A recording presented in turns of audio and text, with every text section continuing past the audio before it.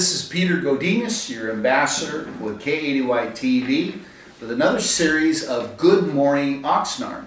And I want to also mention the fact that this is also sponsored not only by K80Y TV, but Citizens Journal US. Here's the founder. And also we're at Umpqua Bank right after the 101 freeway where I'm looking at right now. And again, we'll talk more about some of the sports that we actually do. But again, one of my favorite segments is with George, and he always has something very special and interesting and entertaining to talk about. So enough of me and more of George. George, welcome again back. Good morning, Peter. Great to see you again. We missed last week, but here we are again. Well, obviously the biggest news in town right now that probably everyone in the galaxy knows already is the huge train wreck on Rice and 5th yesterday. Mm-hmm. It was described as Assistant Police Chief Benitez by Police Chief Benitez as the largest mass casualty event in Oxnard that he's ever responded to in his 22 years with the force. Now, depending on which news version you hear, up to 51 people were injured. Fortunately, none of them fatally, but there were 4 critical cases that are still being treated in local hospitals. And by local hospitals, we're talking from St. John's all the way out to Ventura, possibly more, but at least 4 or 5 hospitals had people sent to them. There were dozens of ambulances on site, and the fire department treated casualties using the triage method, pretty much like they would in any major emergency. They were able to disposition them pretty quickly. I was pretty pleased and proud of how the fire department and the police department responded to this. They took it pretty much in stride, did it pretty much with their own resources. There were some outside volunteers that came in too, as well, and we can talk about those as we discuss it. But the Ventura County healthcare unit was very prominent in their help in organizing the response and deploying ambulances and stuff like that. Of course, fire department and police department did too.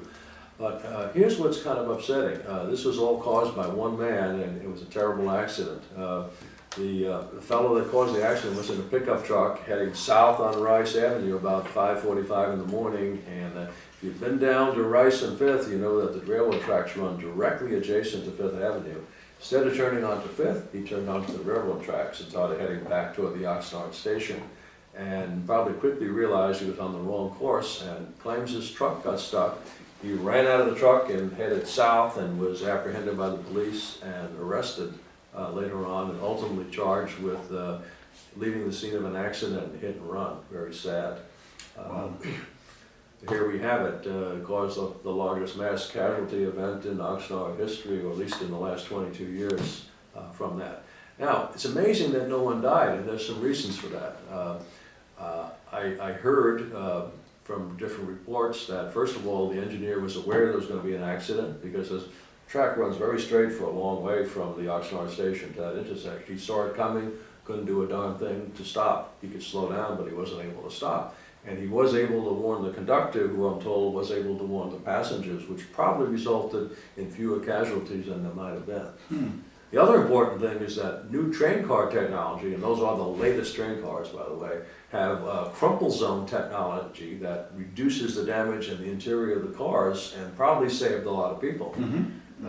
Those of you who have seen the pictures of the cars scattered around on the roads and tearing up the track will see that the cars have not split, they've not been broken open, they maintain their structural integrity for the most part. I'm really proud of the fact that our community and technology actually improved since the the terrible Glendale disaster. That might have been the spur that did that. I'm not sure when those cars were built, but I understand they're fairly late models, so probably some of that thinking got incorporated into that construction. The technological improvement that has been made is eliminating the grade crossing. That is the site of several grisly accidents, and ultimately we'd like to see a bridge built over that railroad track at that point, which would avoid those things from ever happening again. But that's millions and millions of dollars to do just one crossing. It's not the only such crossing, by the way. It's amazing, George, because I saw it on CNN for the first time, but I'm sure a lot of our viewers have actually crossed that railroad track and maybe accidentally started to turn right. So just the fact this is close to home, but I'm really proud of what our community did in terms of the hospital. You said The response, Community Memorial Hospital, yeah. County, Particularly the St. police and John's. fire and the medical services. That was just great. And Bob Allen, our executive producer, had something he wanted to tell us here. Basically, it's not only Rice Avenue, you got Rose Avenue, you've got all the way down to Las Posas, you know, you got that train coming all the way through. Even a worse condition to that are up where Pleasant Valley hits Las Posas. So the whole train, you know, ride, the cost of doing that, it's part of what agriculture is, and, you know, sometimes you have to live with it. So how do we make improvements to prevent cars from getting on there when a train is on its way? Yeah, I well, think the problem really wasn't that. What happened is he just made a wrong turn. Now, it's also a problem when either the gates don't work right, which those did, by the way, or when people ignore it and attempt to bypass the gates. That's another problem.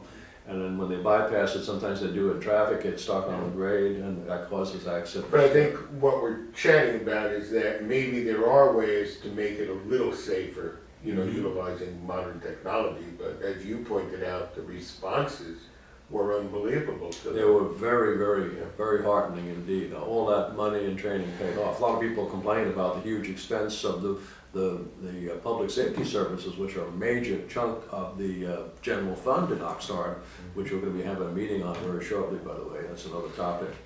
All right, the other topic. I understand that there will be bombers over Camarillo. So, You better explain that one better. right? First Hiroshima, then Nagasaki, now Camarillo. Interesting. The B-29 Superfortress bomber will be over Camarillo from March the 2nd to the 8th as part of the Commemorative Air Force tour being conducted here. This is the only B-29 bomber said to still be in existence and flying. It's nicknamed Fifi, and it's the same model as the Enola Gay, the one that dropped the atomic bombs in Japan. There'll also be P-51s and other aircraft for aircraft buffs. It'll be at the Camarillo Airport. You can see the hours on citizensjournal.us, or you can go to airpowertour.org. However, there is a charge. It's $15 for adults, $8 for kids up to as young as 10, and free for younger folks. Now you can also get a ride on a B-29 bomber as well, but you need to reserve it in advance to ensure that you get a seat. You can go online and you can actually reserve a ride on a B-29 bomber or other aircraft. Where they actually take you They up? actually take you up, you fly. You don't drop any bombs, that's extra. Man, I want to be careful like that. Right. So a lot of people are very enthusiastic about it. Go Wow. on to citizensjournal.us. We have a press release that we put up on that just this morning for more information. That's something to do over the weekend for sure. Also, the appointments to the Cultural Arts Committee and the Measure O Oversight Committee were finally made Finally, my after long goodness. delay. So let me. And we talked about that 3 weeks ago. We talked about that. It finally happened last night because they were waiting for Tim Flynn to be there, who was detained unavoidably last time. Okay. So the appointees for the Cultural Arts Commission are Margaret Cortez, Deborah DeVries, Javier Gomez, Jesus Gonzalez, Onita Harata, Autumn Kelly, who I just met, by the way, Jim Moreno, Christine Moyer, and Susan Smith. That's 9 out of the 13 applicants who were appointed to the commission. And they are very enthusiastic because they feel that cultural life is a very important part of Oxnard, and they're really committed to expanding it with a lot of support from the city, especially from Carmen Ramirez and Dorina Padilla, the two council members who are liaisons to the committee. We Good job on pronouncing the names. I'm terrible about Spanish. I thought he did pretty darn good, so keep on. I am not good at that at all for some reason. Well, you Now, prepared yourself. the other committee that was appointed was the Measure O Oversight Committee. Now, Measure O is a special sales tax increment of 0.5% that was applied back in 2008 to be used on public safety and other programs to be voted on by the council, and it's continually a source of contention. The Oversight Committee was supposed to be doing oversight, but the members feel it's a paper tiger and they're not being listened to. And the council complains that the committee is not giving them meaningful guidance. So they're going to work on improving the communications of doing that. So basically all of the people that applied were appointed, because the number of applications was exactly equal to Nancy Lindholm from the Chamber of Commerce. And by the way, Councilman Bert Perello objected strenuously to appointing Mrs. Lindholm because of past events that he has problems with, but he was overruled by the rest of the council, and Interesting. she was appointed. Len Schulman from the Neighborhood Council, Don Theobald, guy's been around forever that a lot of people know, Juan Reynoso, Kay Brainerd, Ruby Durius, Frank Deidre, David Garcia, and Joseph Munoz. So those are the new, well, some, not all new, some are incumbents, members of the Measure Oversight. Hopefully they will oversee it better than has been done before. Do they appoint somebody who's like the chairperson or the facilitator in this group, or? I think they elect their own presidents. Amongst themselves. I believe among themselves. And all of these commission members, by the way, serve on a super commission that Tim Flynn has set up, which is going to meet monthly to try to coordinate the activities better. I think that's a new development, by the way. Well, I hope we can get some of these people on the show, because obviously there's a lot That's a to great say. idea. Great idea. Another big thing happening, our 2-year budget is coming up this year. 2 years ago, but, oh. Yeah, 2 years yes. have gone by since the last budget, and we're up there in dollars. It's like mid 300 million. It's going to be close to 400 million pretty soon. Wow. But there's, for the first time, we're implementing a new technique called priority-based budgeting, where instead of taking the old budget and adding a certain percentage and bringing some new programs in, we're going to basically do a zero-based look based on what the community priorities are. Interesting. Now, here's the interesting thing. On March 5th, there'll be a community meeting open to any resident in town to come in and talk about 2 subjects. The first subject will be establishing trust. And there's particularly a rift between certain members of the community and the police department because of events that have happened. I'm going to talk about those issues and what to do to get everyone pulling in the same direction better. That'll be about the first hour. Then after that, we're going to be talking about community priorities, which will lead to budget priorities. They're going to use a very interesting and fun method for doing that.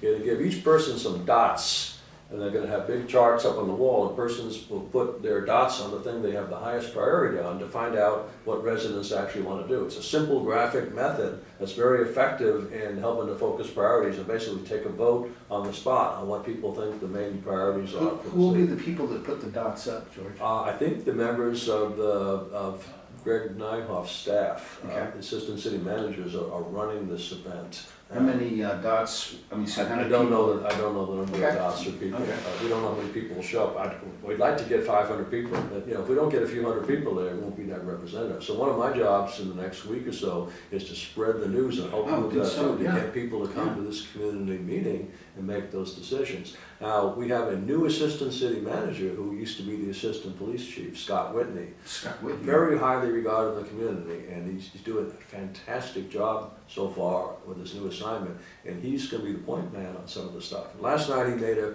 presentation of city priorities, and you can see that if you go to the city council and go to the meeting minutes for last night. You can download the conclusions of what he came up with, and there was a high degree of consensus of that on what he came up with last night. I could do a separate presentation on No, just that's that long. But I recommend that you do, residents, is come to the meeting on the 5th, if you possibly can. It's from 5:30 to 8:30 p.m. at the Performing Arts Center on Hobson Way, in the Oxnard room, which I think is appropriate. I think so. It's a pretty big room. It's got The room for the hundreds of people. requirements to be somebody who goes through the dot voting process, citizen of Oxnard, any other profiles that are? Well, they screen eligibility as well as they do for political candidates, so anyone can really show up and. A certain age group, over 18? Yeah, I think if you show up in diapers, there might be a problem, but really, they're pretty tolerant. We frequently have speakers as young as 8 or 10 years old in city council, so Okay. they're pretty democratic that way, so I don't think it's a good problem. Well, who's this real quick, I love this thing about the priority base starting from ground zero. Whose brain idea was that? That sounds pretty Well, interesting. it actually started out with Tim Flynn, Okay. and then they said when they recruit a city manager, they want to get someone that thinks along that line. And they used Colorado Springs as a model, a city that's been kind of a poster boy for priority-based budgeting. And Greg Nyhoff, the new city manager, really buys into the concept, which is one of the reasons they hired him. He's been very supportive of that idea and bringing his staff along as well as members of the public. So we'll see it in action for the first time the night of the 5th. And I'll be there reporting on it. and hopefully some of you will be too. Colorado Springs, first thing I think of is it's an Olympic training center for the I'm Olympics. thinking free pot.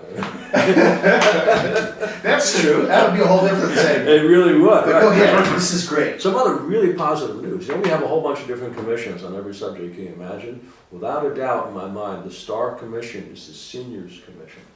They really have their act together. They made a That's presentation last night, which just knocked my socks off.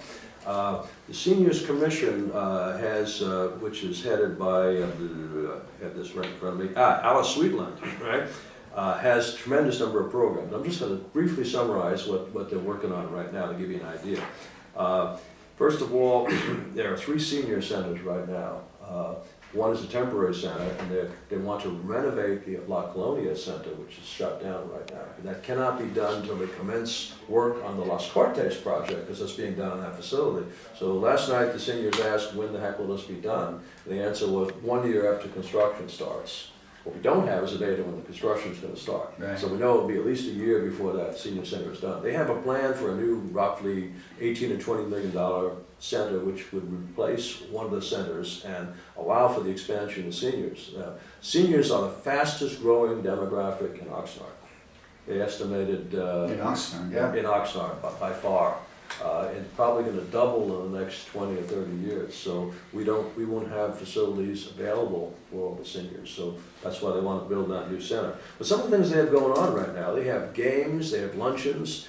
They do over 1,000 charity meals per month Nice. for people who are in need. They get them prepared and delivered into the people's houses in some cases, which no one else is doing.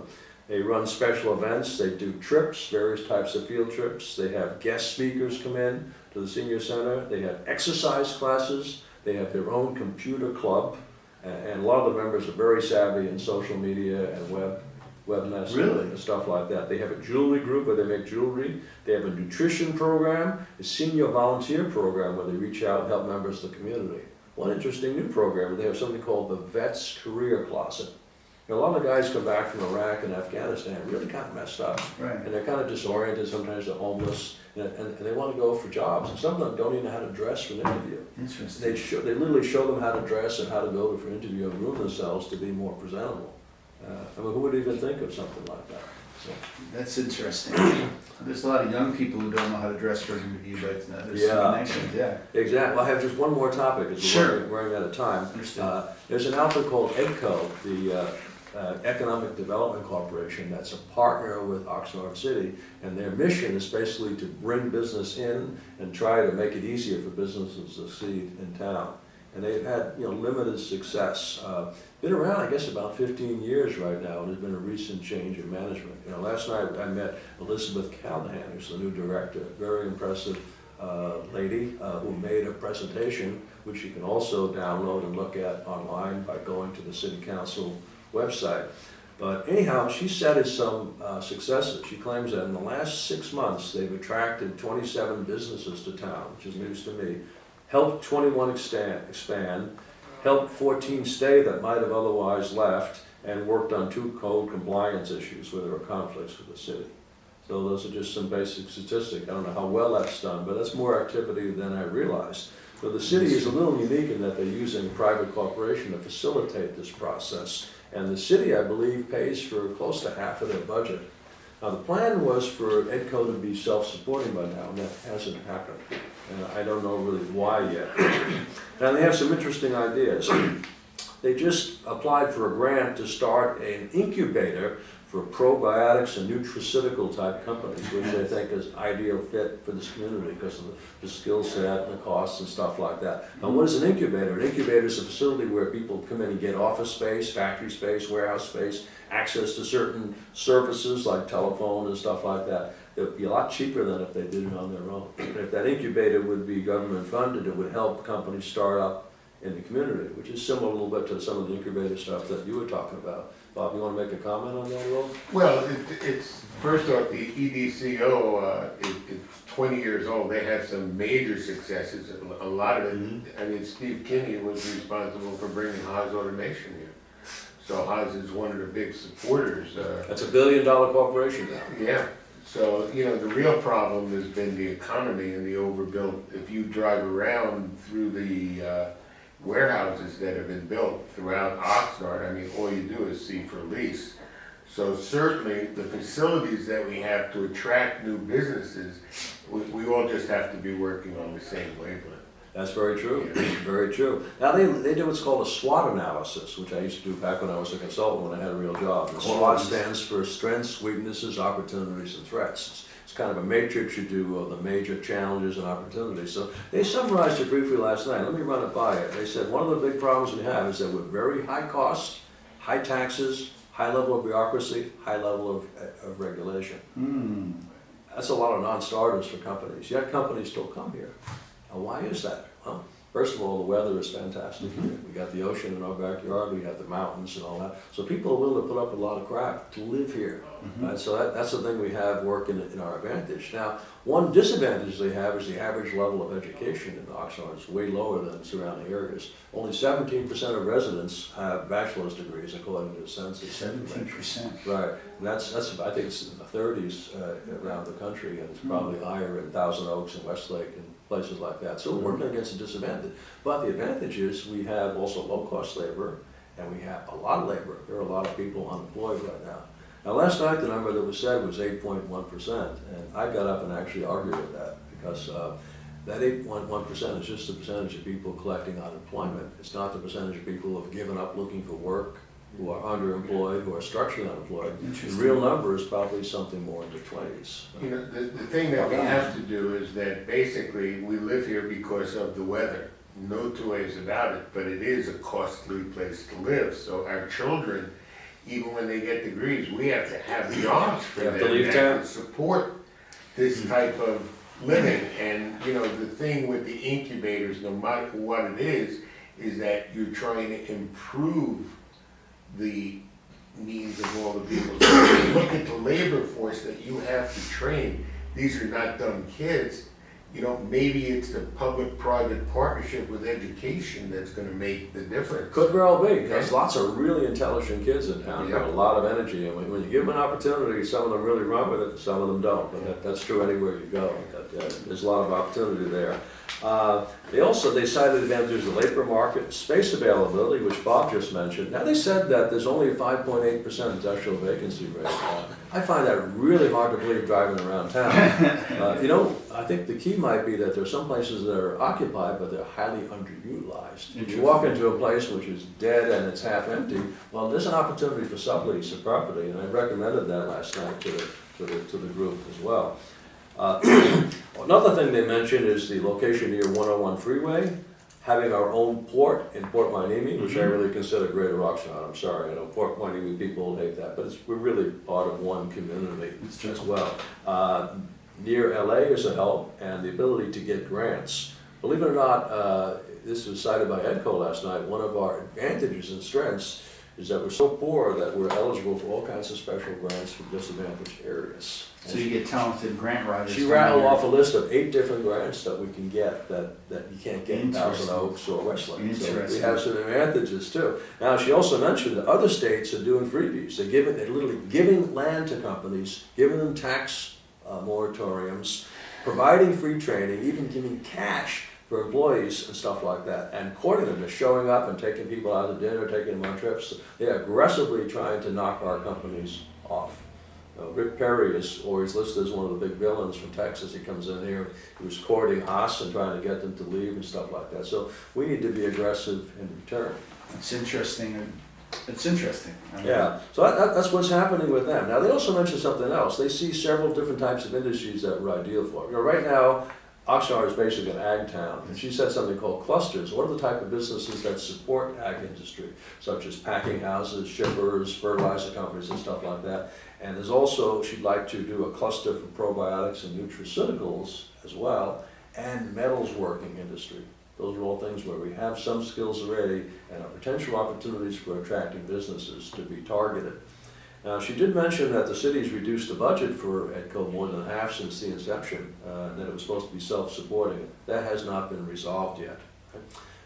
Councilman Brian McDonald called them the unsung heroes of Oxnard for attracting business, that they've been very low-key, haven't received the recognition that they want. So there's probably more to the story, and I'll be back on this later on. And like you said, to build on that, getting them in, these unsung heroes who seem to want to hide, getting them on the front, and making them the beacons of our community. Well, one thing that Mrs. Callahan mentioned that's very helpful to the council to step up and take a role. She said there's more credibility when the council calls up a potential a company coming in and encourages them rather than just EDCO. Because this way, it's the perception that the city is behind it, not just EDCO. So the council, duly noted that last night. Well, that's always good news. George, will you do me a favor? One thing I didn't cover very well is we are really involved in the high school sports, and I was wondering if you can kind of build on that and tell our audience how we're involved. Yeah, well, we're involved in a very interesting way. Bob Allen, our executive producer, owner, and all that, has put together a program with the Oxnard High School District, which is how many high schools? 6 high schools, to basically offer to televise any of their sports events that they would like. No. And particularly he's gone after basketball, go ahead. To teach the students how to do that. So Yeah, that that's right. they basically do it themselves. Yeah, he worked with the head of the video program. There were 30 students when I went to visit, and these students are actually filming not filming, that's such an obsolete word, recording the events. Recording video. Doing Now, that. let's get into the new world. And that is streaming. Streaming! Oh! Even better, right?